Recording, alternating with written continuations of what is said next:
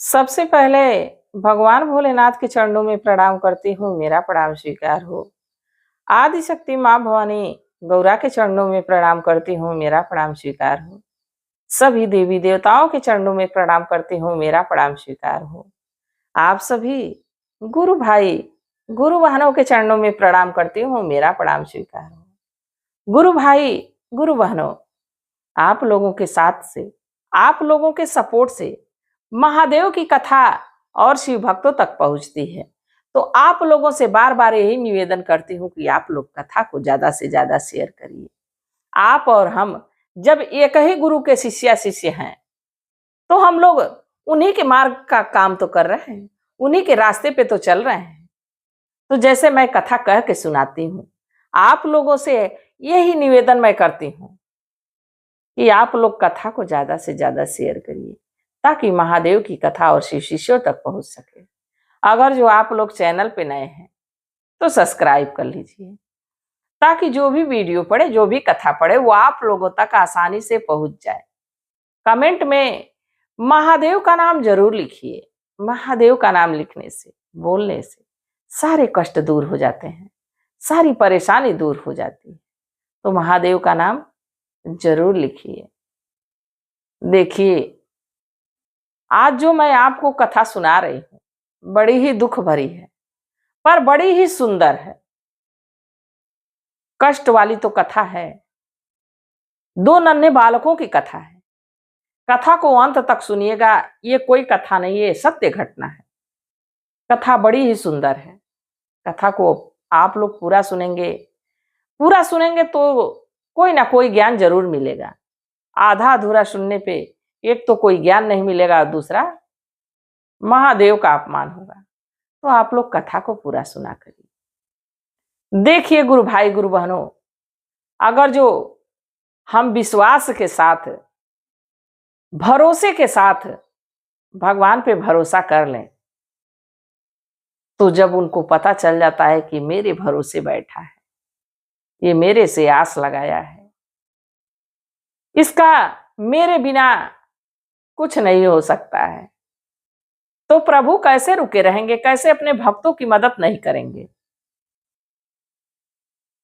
उनको भी तो लगेगा कि जब हमारे पे ही आश्रित है, इसको हमसे ही प्रीत है, हमसे ही लगन है, तो हम भी इसके विश्वास पे अपना विश्वास बनाए रखें।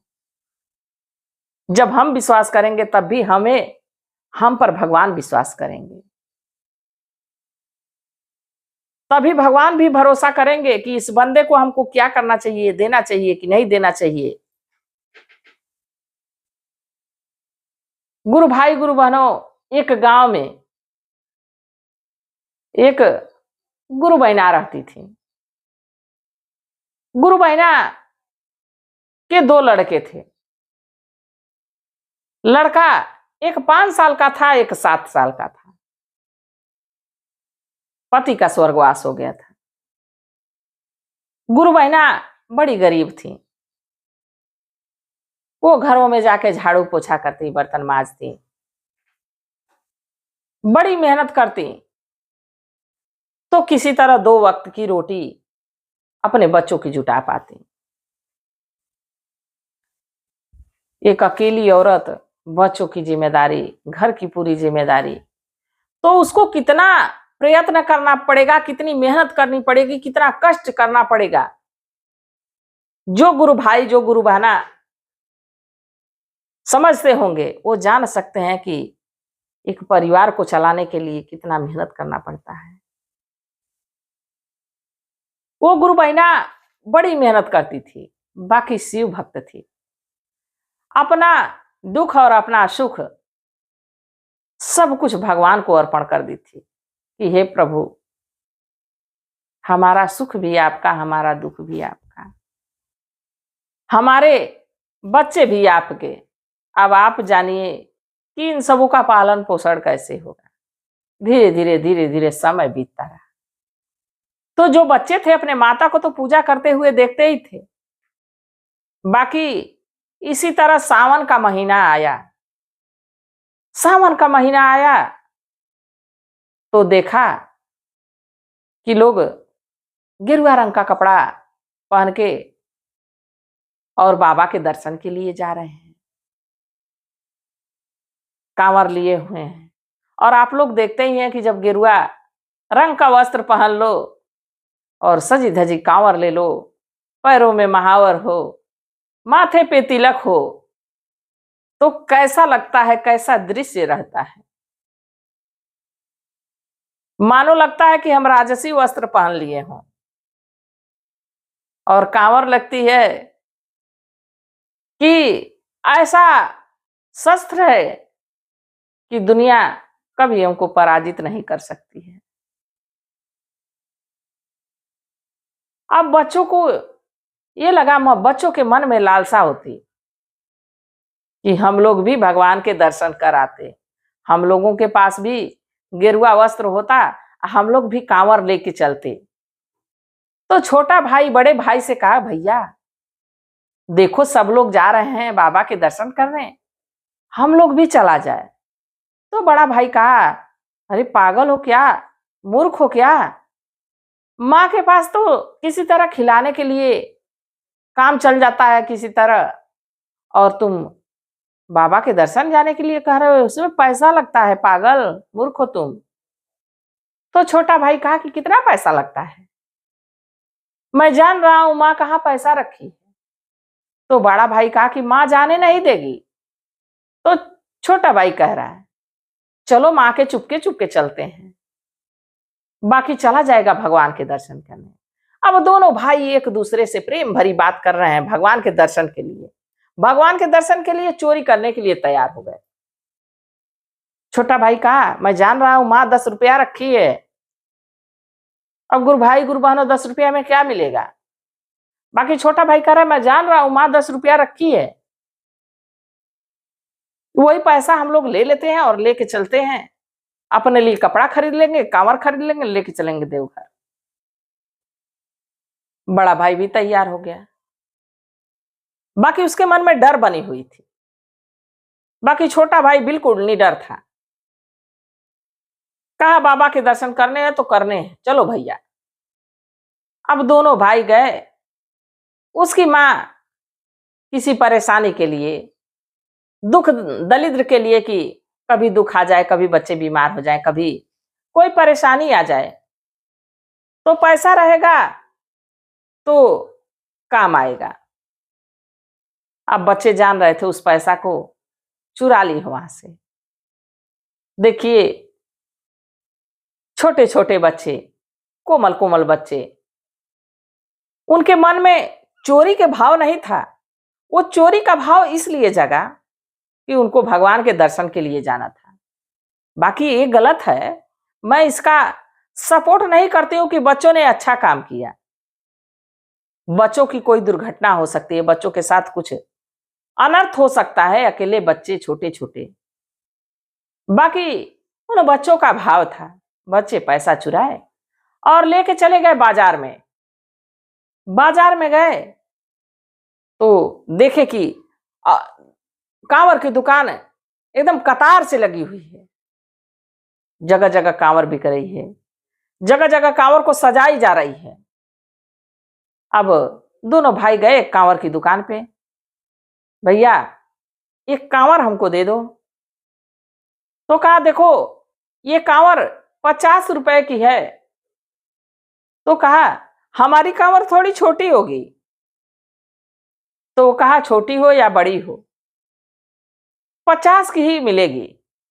तो छोटा भाई कहा, देखो भाई सबसे 50 कमा ही रहे हो, आज हमसे 10 ही ले लो, 2 कांवर दे दो।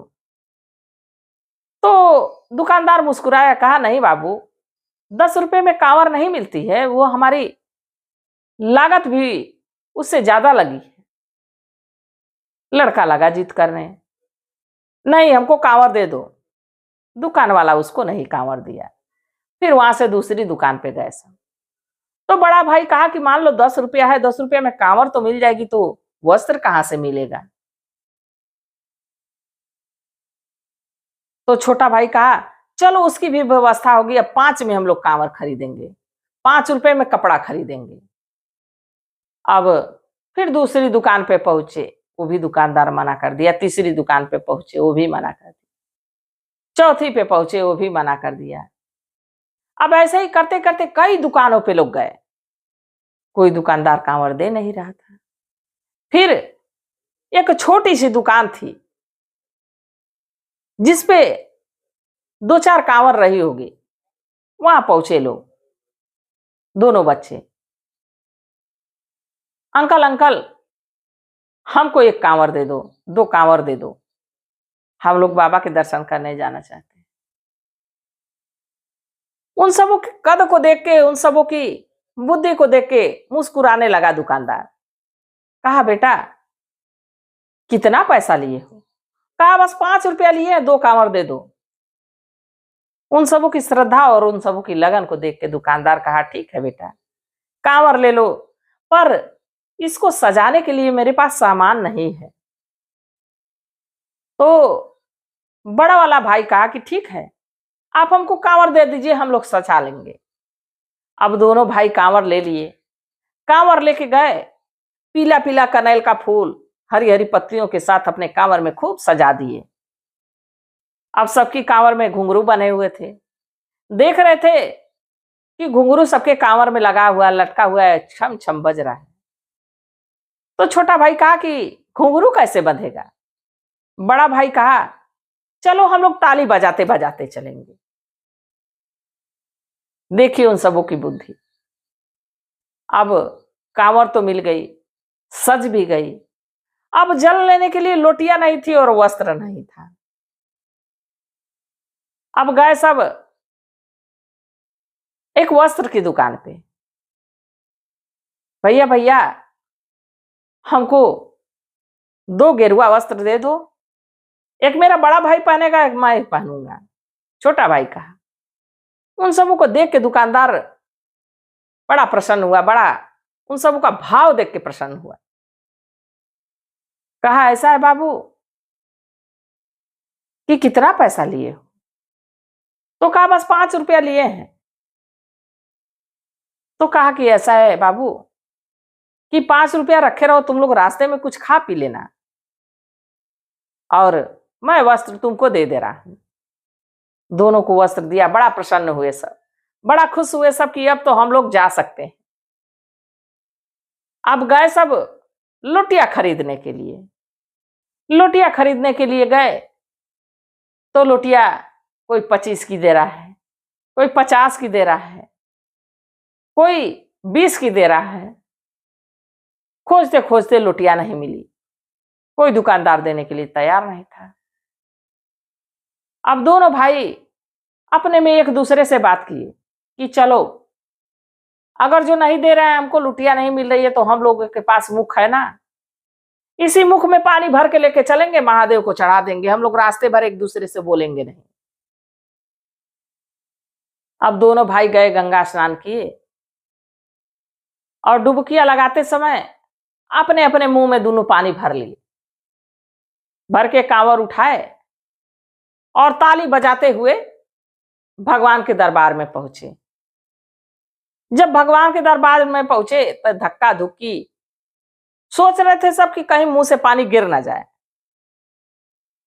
अब जब भगवान के दर पहुंचे तो किसी तरह अब भगवान के दरबार में पहुंच गए। सब वहां लोटे से जल चढ़ा रहा था, सब वहां गैलन लेके बहुत लोग जाते हैं, सब अपना जल चढ़ा रहा है, कोई बड़ा बड़ा गगरा लिया हुआ है उससे जल चढ़ा रहा है, और ये लोग अपने मुख का ही जल भगवान पे उगल दिए। अब महादेव इतना प्रसन्न, महादेव कैलाश पर्वत पे बैठे मुस्कुराए जा रहे हैं। मैया पार्वती पूछी कि भगवान बड़े खुश लग रहे हैं, बड़े प्रसन्न लग रहे हैं। भगवान कहे कि आज हमारा खास जल अभिषेक हुआ है। मैया भवानी कहे कि अच्छा, ये खास जल अभिषेक कैसा होता है? तो भगवान दिखाए कि देखिए पृथ्वी पे उन छोटे बच्चों को उन लोगों ने बड़ी श्रद्धा से अपने मुख में जल लाया और मेरे ऊपर जल चढ़ाया। मैया भवानी कही वो तो जूठा जल हुआ। भगवान कहे कि जल तो सदैव जूठा रहता है, मछली का जूठा रहता है, मेढक का जूठा रहता है, कछुए का जूठा रहता है, जितने प्राणी नदी में जल में रहने वाले होते हैं सबका जूठा होता है। पर ये तो नन्हे नन्हे बालक हैं, इनको बोध नहीं है, ज्ञान नहीं है। अब दोनों बच्चे जब जल चढ़ा लिए तो अब उनको भूख लगी थी। अब भूख लगी तो मैया भवानी कहें कि अब जब इतना प्रसन्न है तो जाइए उनकी मदद करिए, बड़े गरीब हैं। भगवान नंगे पांव दौड़े आए, कैलाश पर्वत से आए और साधु का वेश बना के उन बच्चों के पास पहुंचे। पूछे, अरे बच्चे, तुम्हारे माता पिता कहाँ हैं? बच्चों ने कहा, हमारे पिताजी नहीं है, माँ है, माँ घर पे है, हम लोग चोरी से आए हैं भगवान के दर्शन करने। अब साधु बाबा कहे कि ये बताओ, तुम खो जाते तब, नदी में डूब जाते तब, तुमको कुछ हो जाता तब, तुम्हारी माँ तुम्हारी राह देख रही होगी।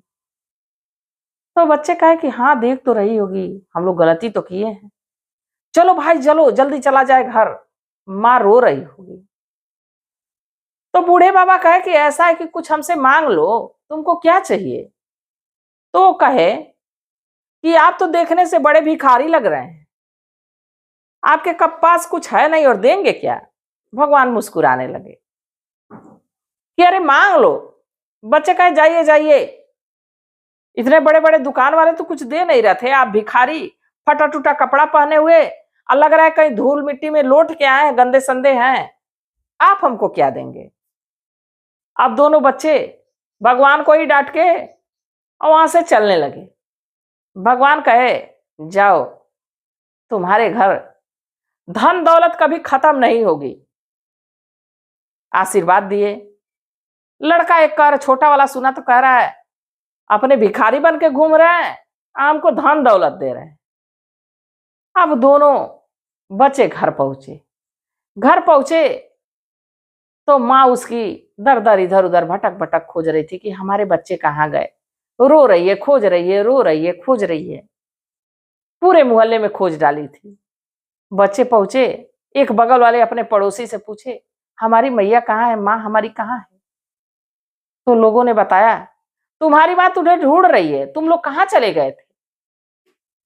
अब वो लोग कहाँ किसी का जवाब देते हैं। अपने घर के तरफ देख रहे हैं तो घर वहां पे जो झोपड़ी थी वो है ही नहीं, वहां पे तो बड़ी सी बिल्डिंग बनी हुई। घर में घुसे तो देख रहे हैं कि बढ़िया बढ़िया सोफा लगा है, बढ़िया बढ़िया बेड लगा है, कहीं सोने का घड़ा है, कहीं चांदी का घड़ा है, सब कुछ मतलब बदला हुआ है। लग रहा है हम लोग माँ को छोड़ के चले गए हैं, माँ हमारी अकेले हमको खोज रही है, हमारे जमीन पे कोई कब्जा कर लिया, लग रहा है कोई यहाँ घर और बना लिया है, अब तो हम लोग कहाँ रहेंगे। इतने में खोजते खोजते उसकी माँ भी आ जाती है।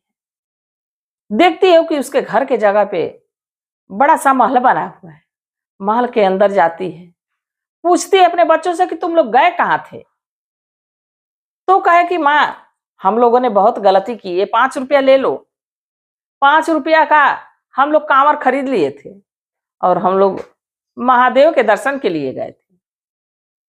तो ये झोपड़ी हम लोग की क्या हो गई मैया? तो कही, बेटा ये प्रभु की कृपा है जो आज यहाँ पे महल बना हुआ है।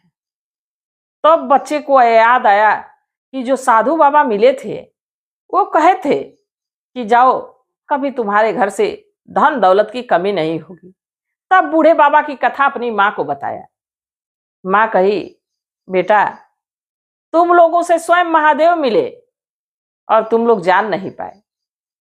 छोटे छोटे बालक, नन्हे नन्हे बालक अपने माँ के गले लिपट गए। कहे अपने माँ से, माँ हमें तो तुम्हारे में ही भगवान के दर्शन होते हैं, तुम्हारे हृदय में ही भगवान का वास होता है, तो हम लोग तुम्हारी संतान है, तो तुम्हारे में ही हमको भगवान दिखते हैं। दोनों लिपट गए। तो गुरु भाई गुरु बहनों, श्रद्धा है मन में, विश्वास है मन में, तो भगवान जरूर आते हैं। जैसे उन दो बालकों पे अपनी दया दिए, अपना आशीर्वाद दिए, अपनी कृपा दृष्टि दिखाए। मैं भी प्रार्थना करती हूँ कि हे भोलेनाथ, हे शिव गुरु, जो इस कथा को देख रहा है, सुन रहा है, जैसे उन बालकों पे कृपा किए, वैसे सभी गुरु भाई, सभी गुरु बहनों पे दया करिएगा। इसी कामना के साथ हर हर महादेव।